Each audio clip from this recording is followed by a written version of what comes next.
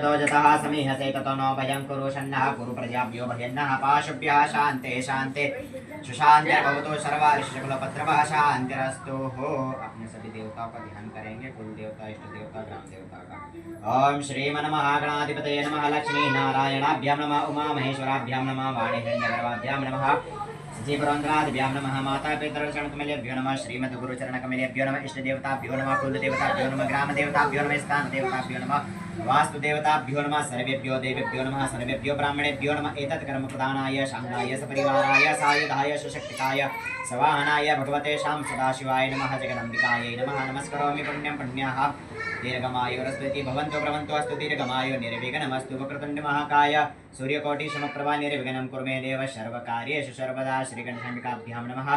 ध्यानार्थे पूजनार्थे आह्वानार्थे अक्षतान् समर्पयेतः।